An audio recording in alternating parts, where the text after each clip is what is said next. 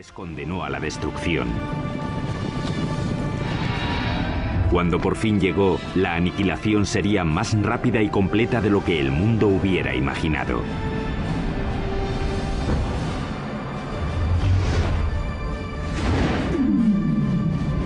La construcción de un imperio, los aztecas. 1325 después de Cristo, centro de México, cerca de la Ciudad de México actual. Una chica joven, una adolescente, celebra su inminente boda. Es la hija de un rey tribal y está a punto de unirse a una tribu nueva que ha sido invitada a su reino. La tribu es conocida ahora como los aztecas. Como parte del ritual, 5 nobles aztecas la llevan a un antiguo templo para la ceremonia. Pero cuando llegaron arriba, los nobles la apartaron del altar y la pusieron sobre una losa que había ante el templo que se usaba para los sacrificios. Le sujetaron los pies y las manos mientras el 5.º hombre levantaba un cuchillo de obsidiana en el aire. Con un movimiento rápido le abrió el pecho y extrajo el corazón que aún latía.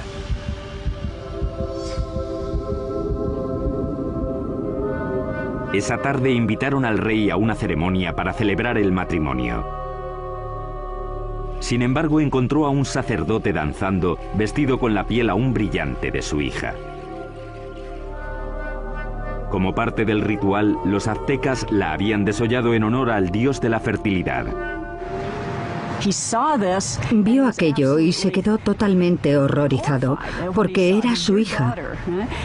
Sus guardias y él persiguieron enseguida a los aztecas hasta el lago y luego hasta la isla donde se habían refugiado.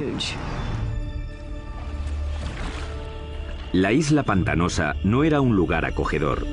Y aún así, desde allí los aztecas superarían todas sus expectativas y forjarían el imperio más poderoso de las Américas.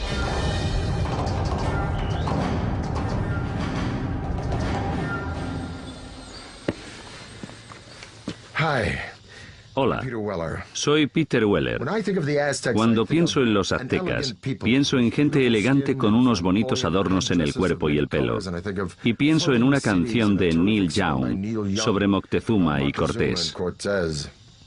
Pero también pienso en cuchillos de obsidiana abriendo cavidades pectorales y en manos sacando corazones sangrantes y mostrándolos en alto.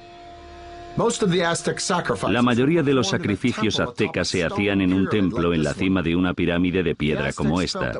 Los aztecas pensaban que sin esas ofrendas el sol dejaría de salir y el universo moriría. La historia azteca es una mezcla de hecho y mito, aunque sí sabemos que ese asesinato, con lo horrible que fue, no solo marcó el comienzo del imperio azteca, sino que literalmente marcó el lugar donde empezaría a surgir. La isla a la que los aztecas fueron desterrados tras el desastroso sacrificio de la princesa estaba en el lago Texcoco, el más grande de 5 lagos interconectados que cubren un valle de 65 por 112 kilómetros. Hoy en día este valle enorme y abierto rebosa lo que es la Ciudad de México moderna, una de las ciudades más grandes del mundo. Pero hace 700 años la isla estaba tan empantanada que nadie la había reclamado. Pero mientras miraban el lago, el líder azteca Tenoch anunció a sus seguidores que había visto un águila posada en un cactus en mitad del lago, una señal de los dioses de que habían encontrado su hogar. Llamarían a su ciudad Tenochtitlán. La vida fue dura para los aztecas los primeros años de Tenochtitlán, pero tenían una visión. La visión de una ciudad poderosa modelada en una ciudad antigua y legendaria a solo 40 kilómetros de allí. Llamaron a esta ciudad Teotihuacán o Ciudad de los Dioses. Teotihuacán fue una de las ciudades más impresionantes de la Mesoamérica precolombina. Era misteriosa. Sabemos poco de ella porque no hay escritos que corroboren lo que ocurría en esa gran ciudad. Ya estaba en ruinas hasta en la época azteca, pero creían que era el hogar de los dioses y el sitio donde nacía literalmente el mismísimo sol. El lugar que los aztecas más veneraban de Teotihuacán era una pirámide que se alzaba por encima de los árboles. Se llamaba la Pirámide del Sol.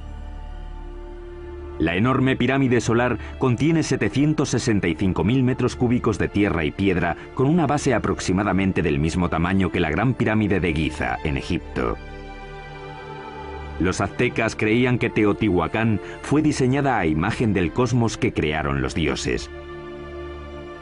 Fue esa imagen la que intentarían reproducir en la construcción de su nueva ciudad, Tenochtitlán.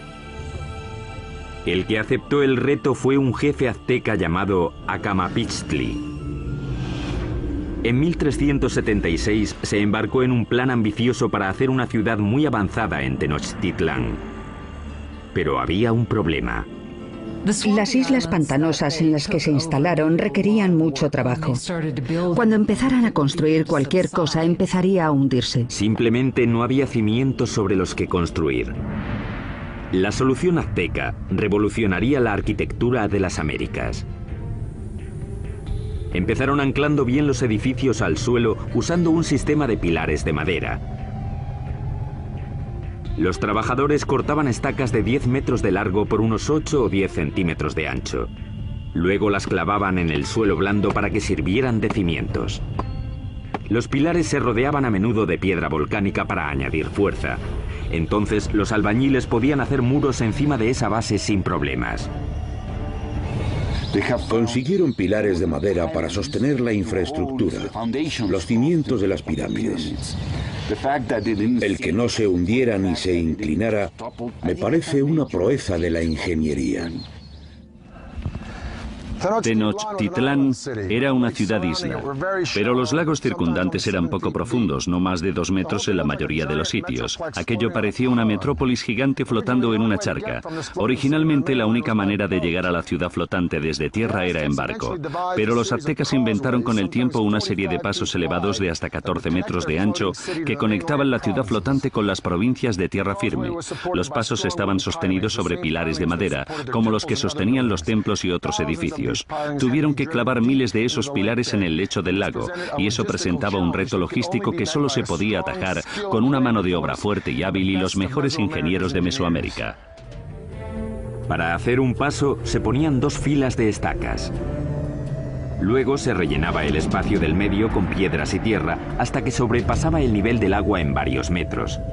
Eso permitía a la carretera soportar muchísimo peso. Estos pasos se construyeron muy rectos.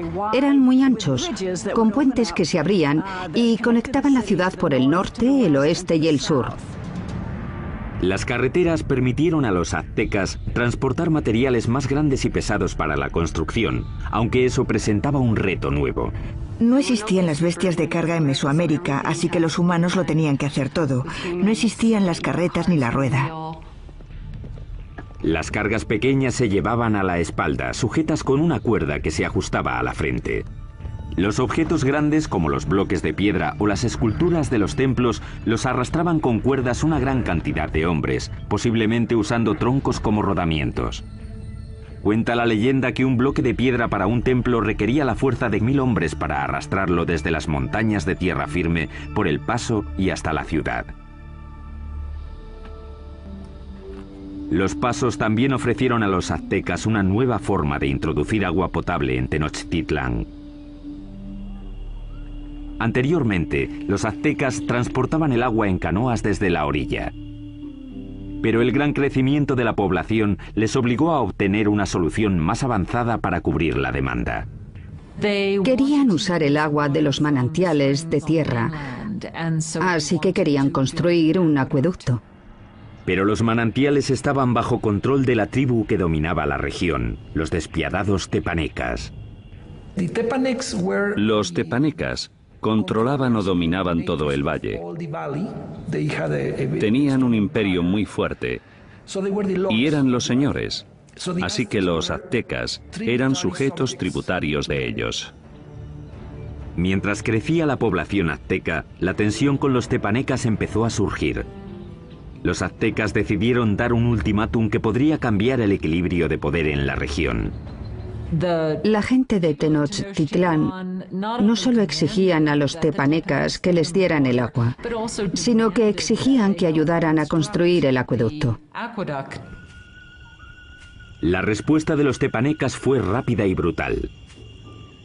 El rey tepaneca Maxtla envió asesinos que mataron al jefe azteca a sangre fría. Fue la gota final. Tras décadas de dominación, los aztecas se movilizaron y se levantaron contra sus caciques despiadados. E iniciaron una serie de ambiciosos proyectos de construcción alrededor de la ciudad-isla que les valdría la reputación de mejores ingenieros de las Américas.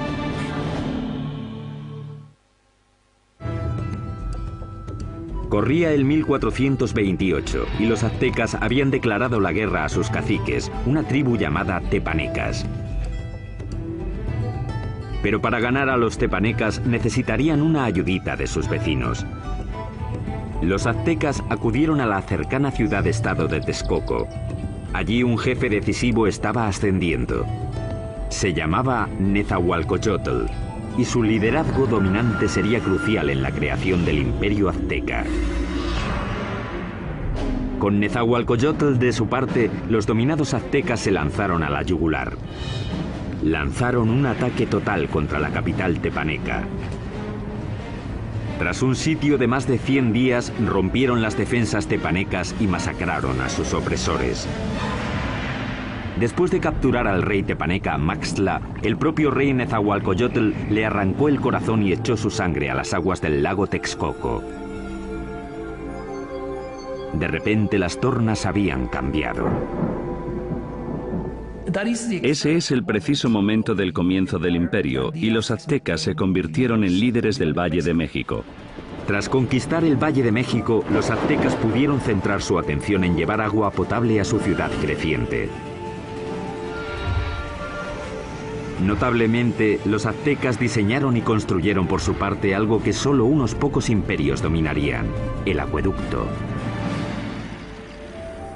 El acueducto tenía 2 canales, cada uno de 1,20 m de alto por 1 de ancho. Uno se mantenía limpio mientras el otro servía para que no se interrumpiera nunca el flujo de agua. El acueducto de 2 tubos recorría 5 kilómetros desde tierra firme hasta el centro de la ciudad-isla. En la ciudad, el agua llegaba hasta fuentes públicas y embalses y se distribuía al público en grandes jarras de barro o mediante canoas. En comparación con los europeos, los aztecas eran muy limpios. Sabemos que el emperador azteca se bañaba 2 veces al día. Así que en términos de higiene los aztecas estaban mucho más avanzados que los europeos. Mientras los nobles aztecas se bañaban en lujo, en esa época en Europa la peste, provocada por las condiciones insalubres, mataba a millones. El baño del rey Nezahualcóyotl era uno de los más especiales de las Américas. Lo alimentaba un sofisticado acueducto que también llevaba agua corriente a los terrenos de su palacio. Detrás de mí está la colina de Tezcocinco, y en ella, Nezahualcóyotl construyó un fantástico palacio de recreo. Alrededor del palacio había un jardín botánico con todas las flores exóticas de Mesoamérica. Nezahualcóyotl trajo el agua desde las montañas de Sierra Nevada hasta aquí, pasando por las colinas y su palacio, solo para regar las plantas. Para instalar aquí un acueducto, Nezahualcóyotl tuvo que llenar un enorme barranco que había entre Tezcocinco y la siguiente colina. Cuando el agua llegaba a la primera colina, se almacenaba en pequeños remansos construidos para controlar la velocidad del flujo antes de que llegara al acueducto. Tras cruzar el acueducto, el agua corría por un circuito alrededor de la colina de Tezcocinco, desbordándose por los laterales en cascadas para regar los jardines. Acababa en una piscina de roca tallada perfectamente redonda llamada la Bañera del Rey. Desde aquí podía observar sus dominios en Texcoco y su jardín botánico que regaba con su acueducto. Ciertamente es una bañera para un rey. A mediados del siglo XV, mientras el imperio prosperaba, los aztecas decidieron que era hora de elegir un soberano. Se llamaba Moctezuma y sería el primero de los 2 emperadores cuyo nombre se conocería hasta ahora. La primera orden del día de Moctezuma fue expandir las fronteras del imperio. Los aztecas capturaron las ciudades-estado que había al sur, hacia el valle de Oaxaca, al oeste hasta el Pacífico y al este hasta el Golfo de México. En 1449, el imperio contaba ya con 15 millones de habitantes. En el corto periodo de 100 años, los aztecas consiguieron lo imposible. Cambiaron el orden del mundo mesoamericano. Pero al tiempo que los aztecas dominaban militarmente, su ciudad-isla era vulnerable a otro tipo de enemigo. Como Nueva Orleans, Tenochtitlán luchaba constantemente con el agua. Y uno de los primeros proyectos de Moctezuma fue proteger la ciudad de las inundaciones. Esto es lo que queda del lago Xochimilco, en la parte sur de Ciudad de México, de los tiempos aztecas de la ciudad de Tenochtitlán. Este lago, como los otros 4 que rodeaban a los aztecas, se alimentaba de manantiales, así que no había ríos o riachuelos por los que drenarse, y si llovía lo suficiente, el nivel del agua subía y se desbordaba por la tierra y la ciudad. Eso fue exactamente lo que pasó a mediados del siglo XV, cuando una inundación de proporciones catastróficas barrió Tenochtitlán. La ciudad que comandaba el imperio quedó casi destruida, y la civilización azteca tuvo que depender una vez más de la genialidad de sus ingenieros y de uno en particular. Moctezuma apeló a la ayuda de su antiguo aliado Nezahualcóyotl para proteger la ciudad que estaba reconstruyendo en el lago. Nezahualcóyotl diseñó algo que le convertiría en el mejor ingeniero del continente. Su plan era crear una zona de seguridad alrededor de la ciudad con un enorme dique que protegería Tenochtitlán y a sus habitantes. Fue diseñado para ser mayor que ninguna otra obra que hubiera en las Américas en ese momento, con una longitud de 16 kilómetros al este de la ciudad desde el extremo sur del lago y hasta el norte. Los muros fueron un trabajo de cestería, hechos de palos, juncos, piedras y tierra. Como el lago era poco profundo, el dique solo tenía 3,70 metros de alto, aunque el ancho era de 8 metros. Nezahualcóyotl remató el dique con compuertas, seguramente puertas de madera, que se podían subir o bajar para controlar el nivel del agua. El dique también sirvió para otro propósito, proteger el suministro de agua. Era importante construir algún tipo de mecanismo de protección para evitar que se mezclase el agua salada con el agua dulce de la parte oeste del lago. Napoleón dijo, un ejército marcha sobre el estómago. Es fácil suministrar comida de sobra para los civiles durante el desarrollo crítico de cualquier civilización, pero los aztecas perfeccionaron un método único no solo para proporcionar mucha comida al pueblo civil, sino para impulsar la expansión militar del imperio. Esta solución revolucionaria se llamó chinampas, un sistema que les permitió crear literalmente tierra nueva para cultivar y para vivir. Si vas a hacer una ciudad de cualquier tamaño, tienes que proporcionar espacio, así que lo que ellos hicieron fue construir esas chinampas en el lecho del lago. Básicamente una chinampa es una isla artificial construida en el lago. Parecían campos de fútbol estrechos, de unos 90 metros de largo por unos 10 metros de ancho. Una chinampa se hacía tejiendo una red de palos que flotaba en el agua y apilando juncos y hierbas encima.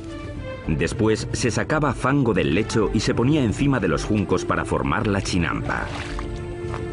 Entre 4 y 6 hombres tardaban 8 días en construir una chinampa media. Estaban conectadas a la ciudad por canales navegables gigantescos que miles de hombres tardaban meses en hacer. Una chinampa como esta podía producir hasta 7 cosechas al año, mientras que un agricultor en tierra firme podía cosechar 1, 2 o quizá 3 veces como mucho. Cuando una cosecha estaba lista para que la recogieran en una chinampa, los brotes de la siguiente ya estaban saliendo del fango que estaba extendido en un barco adyacente a la chinampa. Entonces, cuando los brotes estaban listos, se llevaban a la chinampa y el ciclo se repetía una y otra vez en cientos de chinampas. Fue esta tecnología lo que hizo que Tenochtitlán pasara de ser una ciudad tribal más en el siglo XIV a una ciudad-estado dominante y próspera. Con la infraestructura de la ciudad lista y enormes tierras bajo su control, los aztecas extendieron las fronteras de su imperio más que nunca. Crearon una red de carreteras muy extensa, superautopistas aztecas. Pero al tiempo que el imperio crecía, también lo hizo la práctica de sacrificios humanos. Muy pronto ríos de sangre corrían por las calles de Tenochtitlán.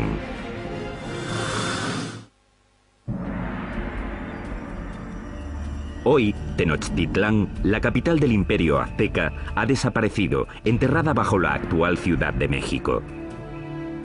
Pero hace 700 años era una capital brillante en ascenso, construida por ingenieros avanzados y liderada por emperadores exuberantes. A finales del siglo XV, la demografía azteca había explotado. Su siguiente gran emperador lanzaría una serie de conquistas que competirían con cualquiera de la historia. Se llamaba Ahuizotl y demostraría que era incluso mejor guerrero que su abuelo, Moctezuma.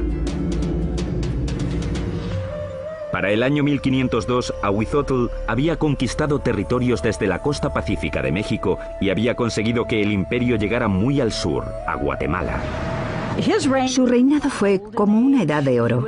Él fue el rey que abrió las rutas de transporte a las zonas costeras y las tierras bajas donde los aztecas tenían sus mayores lujos.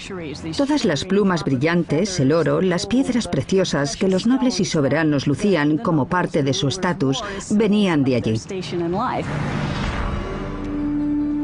Para transportar riquezas al corazón del imperio, los aztecas construyeron una red de superautopistas que cruzaban México central.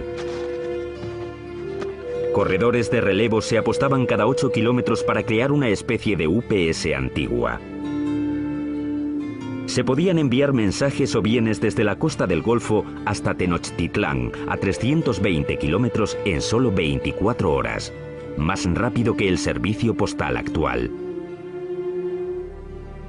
Con el imperio en su esplendor, los aztecas de Ahuizotl se embarcaron en el mayor proyecto de construcción, una enorme pirámide en el mismo centro de Tenochtitlán, el símbolo del poder absoluto. Se la llamó Templo Mayor. La base de la pirámide tenía 75 metros de fondo por 100 metros de ancho y se elevaba a una altura de 15 pisos. Había al menos 117 escalones en 2 escaleras que subían 60 metros y que llevaban a 2 templos en honor a los dioses de la lluvia y de la guerra. El templo se reconstruyó en el mismo lugar 7 veces, comenzando en 1325 con la fundación de la ciudad. La pirámide crecía al tiempo que lo hacía el imperio. Cada piso simplemente se añadía encima del piso anterior. El templo mayor se construyó principalmente con una piedra llamada tezontle, que es volcánica y pesa muy poco. Eso evitaba que el templo se hundiera. Para los suelos y paredes, los aztecas aplicaron un revoque de cal, que era una especie de cemento. Algunos ejemplos encontrados hoy son tan duros como el cemento moderno, incluso después de 500 años. Los albañiles aztecas trabajaron durante décadas para completar su monumento a los dioses. El templo estuvo enterrado hasta 1978, cuando la compañía eléctrica cavó una zanja y descubrió accidentalmente una enorme piedra tallada y las ruinas del templo con ella.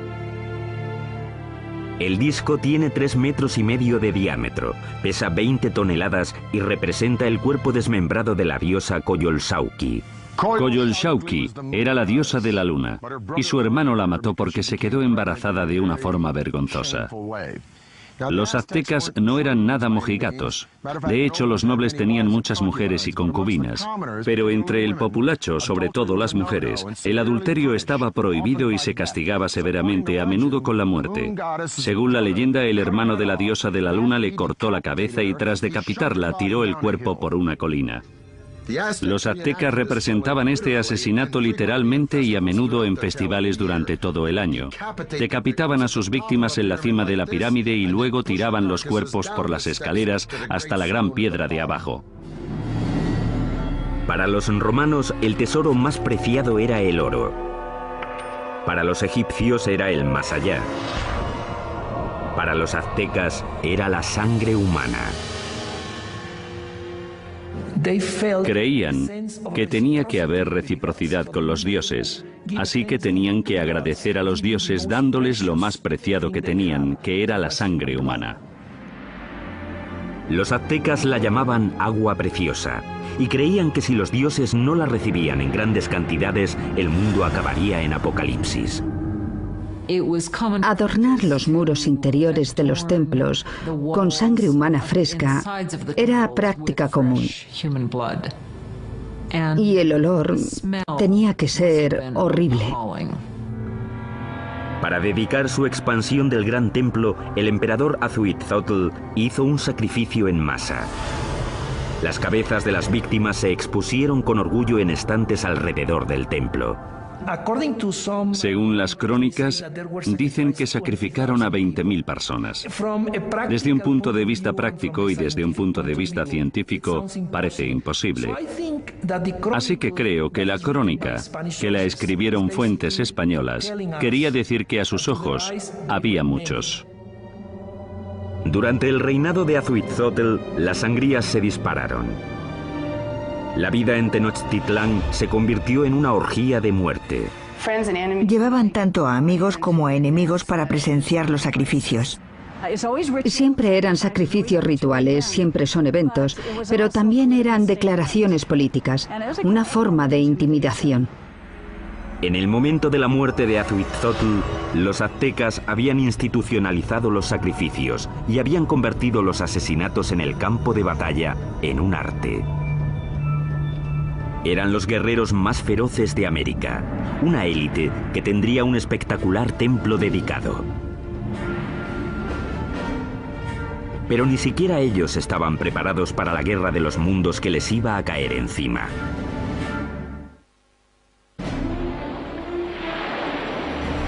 Corría el año 1502.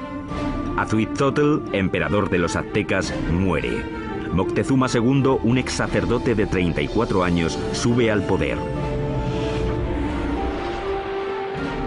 A un mundo de distancia, en España, un notario de 18 años llamado Hernán Cortés se prepara para cruzar el Atlántico para unirse a la conquista que su país está haciendo del Nuevo Mundo. El imperio azteca está en su cenit. Ahora se extiende por al menos 210.000 kilómetros cuadrados, desde Tenochtitlán hasta las dos costas y muy al sur hasta Guatemala. Unos 25 millones de personas formaban la ley azteca. Había 38 provincias cuyos habitantes pagaban importantes impuestos, enriqueciendo así a los nobles.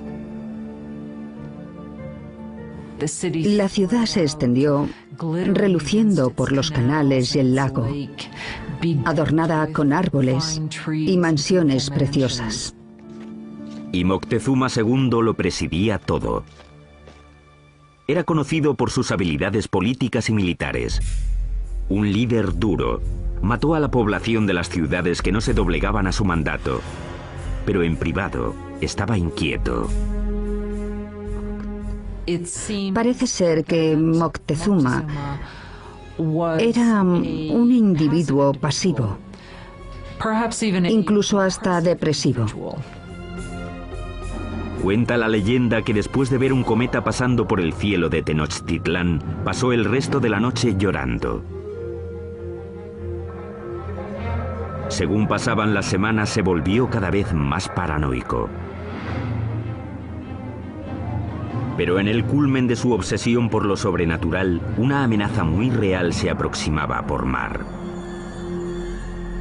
Los espías colocados a lo largo de la costa del Golfo informaron sobre algo muy extraño que no conseguían describir.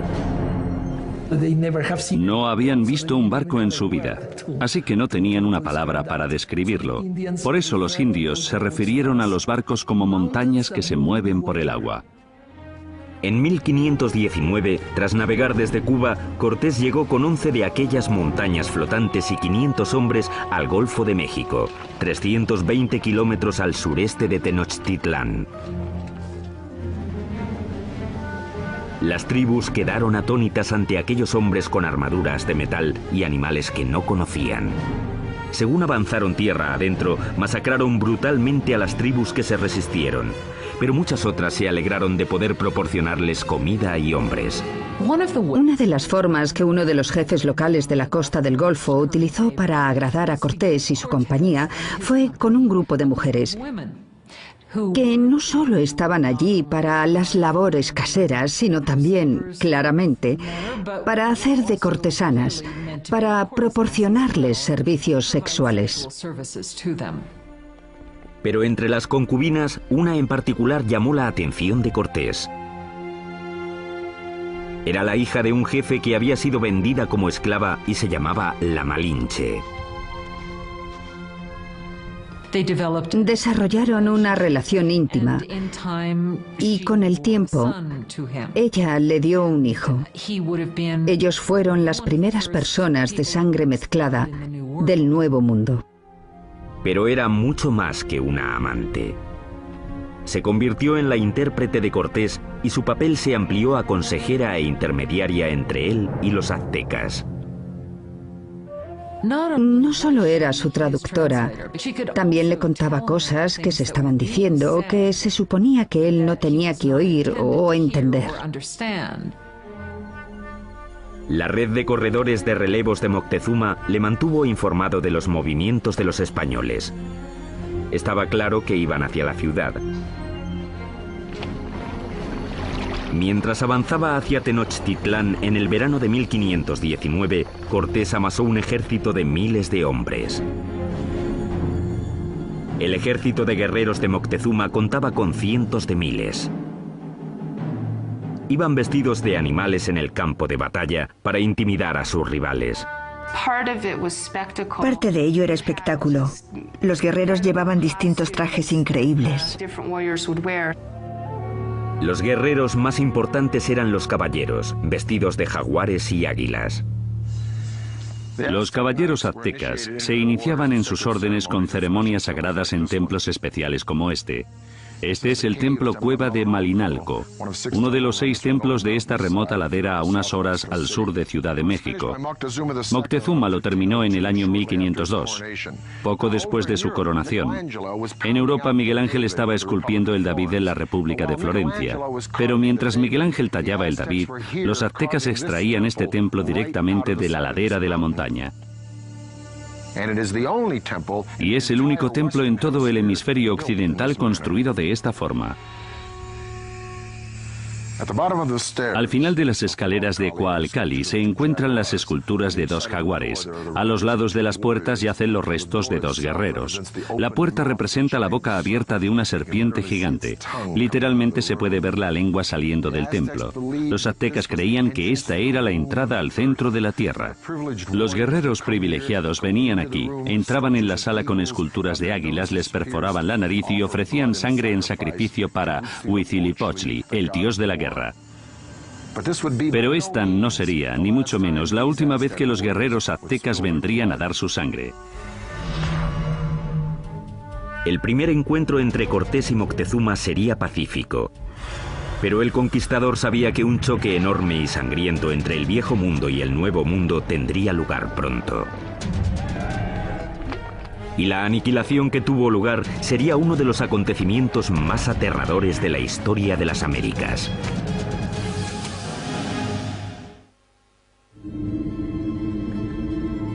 Otoño de 1519. El conquistador español Hernán Cortés ha llegado por fin a la brillante capital azteca de la que tanto ha oído hablar, Tenochtitlán. Cuando los españoles vieron por primera vez Tenochtitlán, debieron pensar que era una visión, que estaban entrando en alguna especie de sueño. Una enorme fuerza de guerreros nativos aliados contra los aztecas le acompaña mientras avanza por el paso principal hacia la ciudad. El encuentro entre Cortés y Moctezuma en el paso hacia Tenochtitlán tuvo que ser uno de los acontecimientos más impresionantes de la historia del mundo. Fue un encuentro entre dos mundos distintos. Cortés le ofreció la mano, pero en cuanto lo hizo, los nobles que atendían a Moctezuma le empujaron diciendo: no, no, no, es una indignidad total. Nadie toca a Moctezuma, el gran señor de la tierra. El encuentro de los dos mundos fue pacífico, pero lleno de tensión. Moctezuma en ese momento ya se había vuelto impulsivo y propenso a las crisis de histeria. Así que el encuentro fue para calcular las fuerzas. Aunque los aztecas tenían un sistema diplomático y guerrero mucho más inocente comparado con el sistema tan taimado y ladino de los europeos. Moctezuma invitó a los españoles a quedarse en uno de sus palacios. Resultó ser un error catastrófico. Cuando los españoles entraron en la ciudad, quedaron tan impresionados que les pareció un sueño. En el centro de la ciudad se alzaba el colosal palacio del emperador. El palacio de Moctezuma II era un gigantesco complejo que se extendía por las 3 hectáreas contiguas al gran templo. Uno de los españoles se dio cuenta de que todos los días se reunían 600 nobles en el palacio de Moctezuma para oír las palabras del emperador. Moctezuma recibió a los españoles en una gran cámara de recepciones que había en la entrada, diseñada para que el emperador pareciera omnipotente. Pero el palacio de Moctezuma sería el último que construirían los aztecas. Cuando no llevaban ni una semana de visita, los españoles fueron a la yugular y secuestraron a Moctezuma. Fue un movimiento atrevido, pero compensó. El imperio parecía suyo. Aunque Moctezuma seguía siendo el líder oficial de la ciudad, durante un tiempo no fue más que el portavoz de Cortés. Durante 6 meses, la tensión dentro de los muros de Tenochtitlán se calmó. Entonces, en la primavera de 1520, todo cambió. Una mañana, unos soldados españoles interrumpieron un sacrificio sagrado y mataron a los participantes. El acto desencadenó un alzamiento. Para los aztecas, los españoles habían cometido un sacrilegio inefable. La ciudad quedó sumida en el caos cuando los aztecas marcharon al palacio de Moctezuma. Moctezuma intentó subir a la cima del palacio, hablar con la gente y calmarlos, pero ya no aguantaron más. Moctezuma se había convertido en la marioneta de los españoles. Una traición tan enorme a los ojos de su pueblo que le lapidaron y tiraron flechas.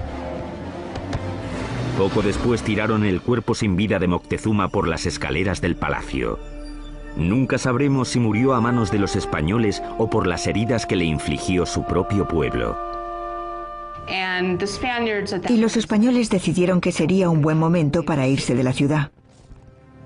La noche del 30 de junio de 1520, los españoles intentaron escapar aprovechando la oscuridad. Pero no quieren deshacerse de las cosas que han cogido y arrastran el peso de todo lo que quieren llevarse. Fueron presas fáciles para los guerreros aztecas que les atraparon en el paso. Los cuerpos se apilaron rápidamente en el agua. 400 españoles fueron masacrados junto a miles de sus aliados indios. Esa escapada ha llegado a llamarse la Noche Triste. Cortés y unos pocos más consiguieron escapar con vida. Los españoles acabarían destruyendo la brillante ciudad de Tenochtitlán. Empezarían cortando la línea vital de la ciudad, el acueducto. Mientras cientos de miles de personas dentro de los muros de la ciudad estaban sin agua, Cortés creó un bloque alrededor de Tenochtitlán para que no recibieran suministros del exterior. Así que la idea del bloqueo era hacer que se rindiera la ciudad por hambre. Pero los aztecas tenían muchísima resistencia y no sería fácil vencerlos. Y lo que decidieron hacer fue lanzar un ataque por tierra y por mar. Durante siglos, el lago que rodeaba Tenochtitlán había constituido una barrera contra los invasores, pero Cortés encontraría una forma de evitarla. Hizo que miles de sus aliados indios transportaran los barcos en piezas atravesando las montañas para montarlas y lanzarlas al lago. Mayo de 1521.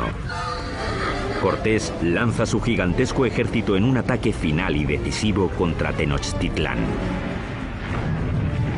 600 españoles, incluyendo 100 caballeros y hasta 50.000 aliados indios, se enfrentaron a los defensores aztecas de la ciudad sobre los pasos.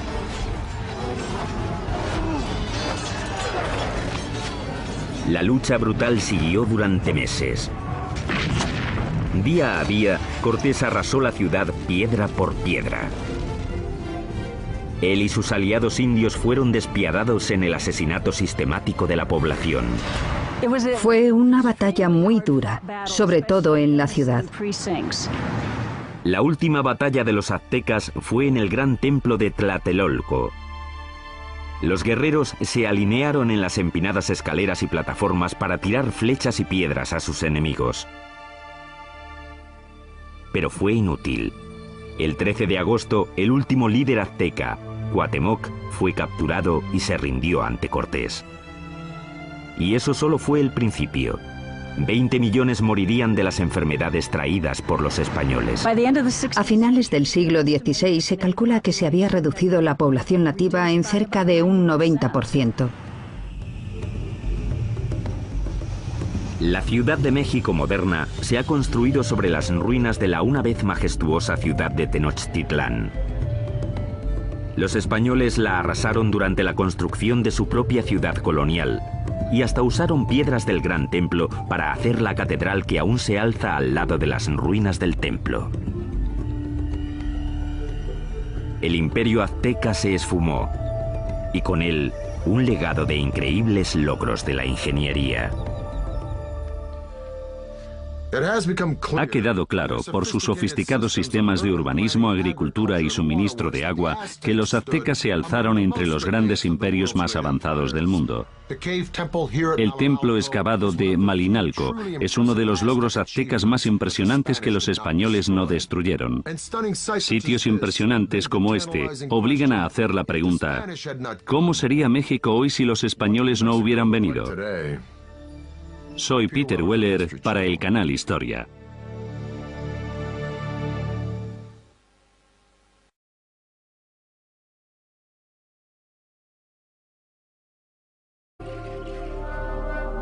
Como parte del ritual, los aztecas la habían desollado en honor al dios de la fertilidad. Vio aquello y se quedó totalmente horrorizado, porque era su hija. Sus guardias y él persiguieron enseguida a los aztecas hasta el lago y luego hasta la isla donde se habían refugiado.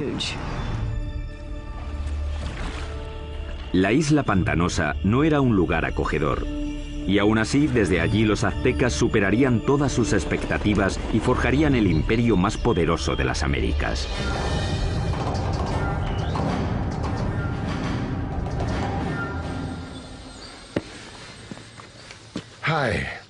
Hola, soy Peter Weller. Cuando pienso ahora como los aztecas. Como parte del ritual, 5 nobles aztecas la llevan a un antiguo templo para la ceremonia. Pero cuando llegaron arriba, los nobles la apartaron del altar y la pusieron sobre una losa que había ante el templo que se usaba para los sacrificios. Le sujetaron los pies y las manos mientras el 5.º hombre levantaba un cuchillo de obsidiana en el aire. Con un movimiento rápido le abrió el pecho y extrajo el corazón que aún latía.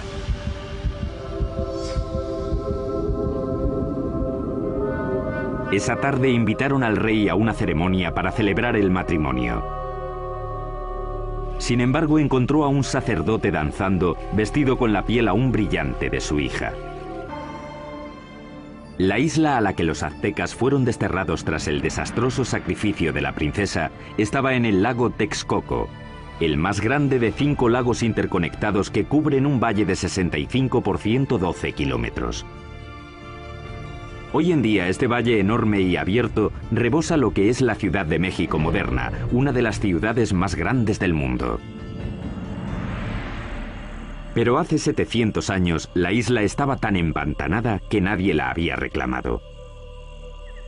Pero mientras miraban el lago, el líder azteca Tenoch anunció a sus seguidores que había visto un águila posada en un cactus en mitad del lago, una señal de los dioses de que habían encontrado su hogar. Llamarían a su ciudad, les condenó a la destrucción. Cuando por fin llegó, la aniquilación sería más rápida y completa de lo que el mundo hubiera imaginado.